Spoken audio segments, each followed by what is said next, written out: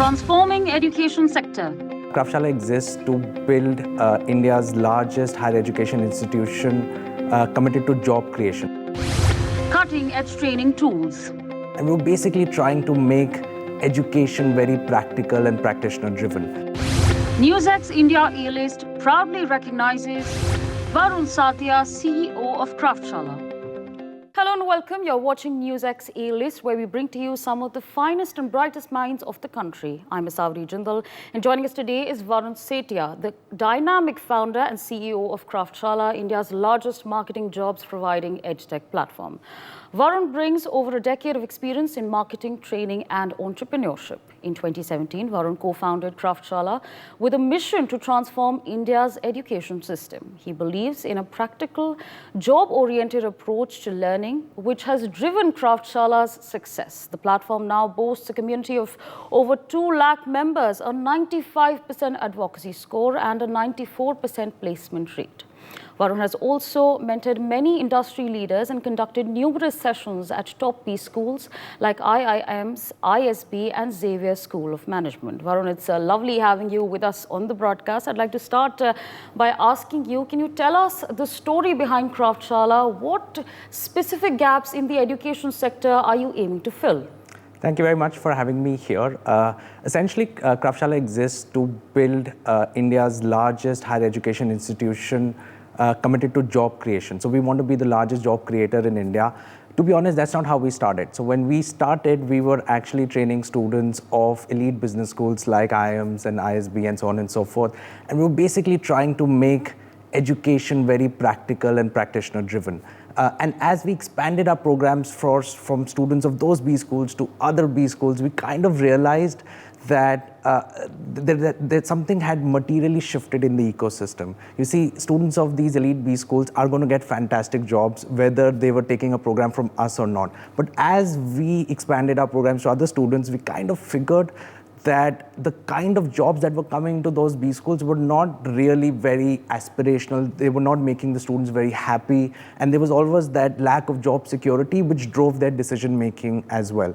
And so we kind of narrowed on this insight that the primary goal of any higher education institution is to make sure that its graduates are getting a fantastic job. That means a job in a good brand, paying a decent salary, and gives them very good growth prospects. So that's why in 2020, we kind of transitioned from doing lots of different programs to doing one kind of programs. These became longer, full immersion programs that came with a job tangibility.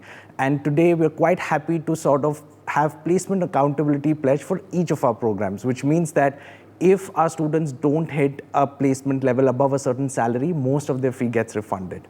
That's how we built this one. Absolutely, that sounds very interesting. Now, I'd also like to understand from you what sets Kraftshala apart from traditional education institutions and other edtech platforms. I think primarily our goal from day one has been to make sure our students can deliver on the job from day one.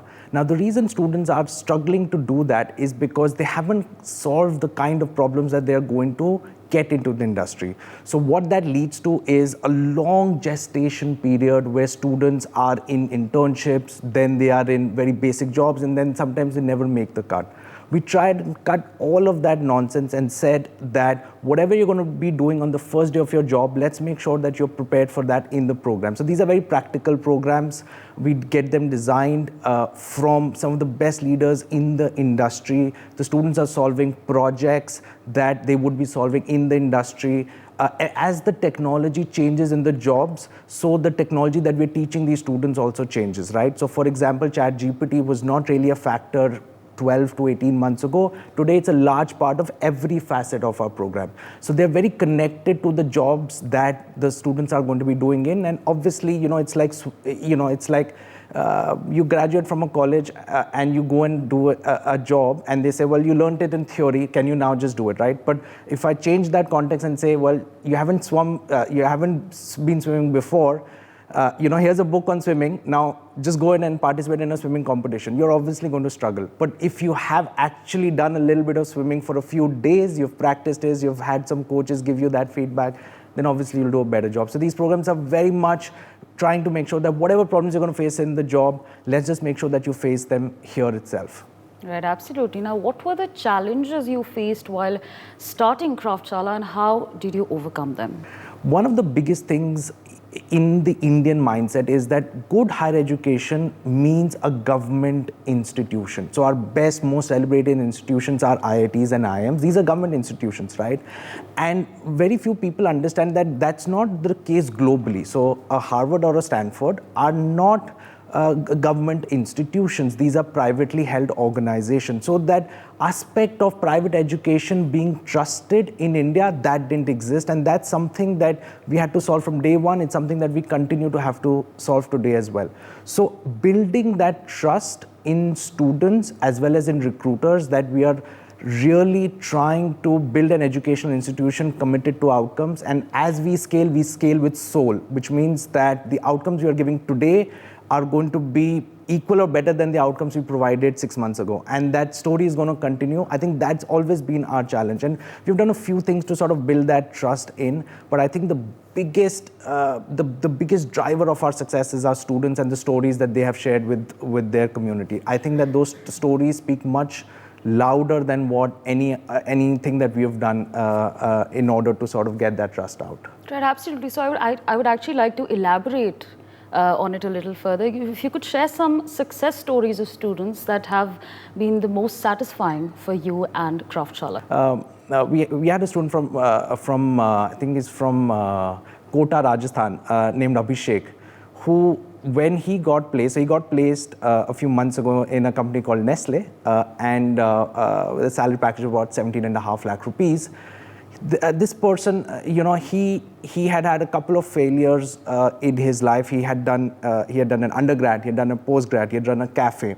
And then after that, he came into this program and sort of grew in a way that, he was unrecognizable even to us when he graduated. And when he cracked that role, he came in later and he shared this story with all of us that the day he got that job offer was the first time in his life that he had hugged his father.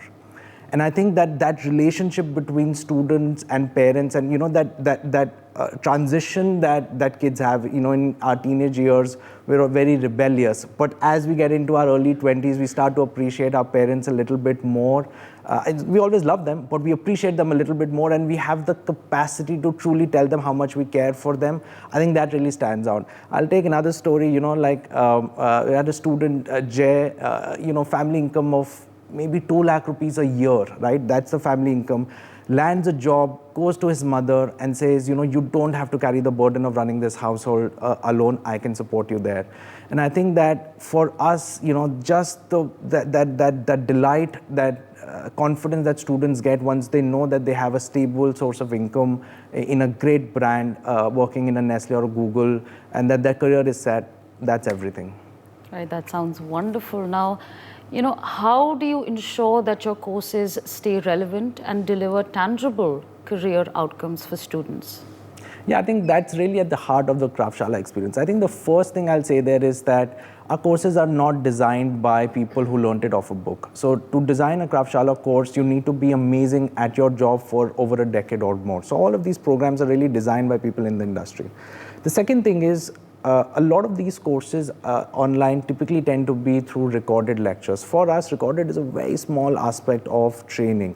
The real magic happens in when students do projects, which I spoke about earlier, but when they get feedback from industry experts.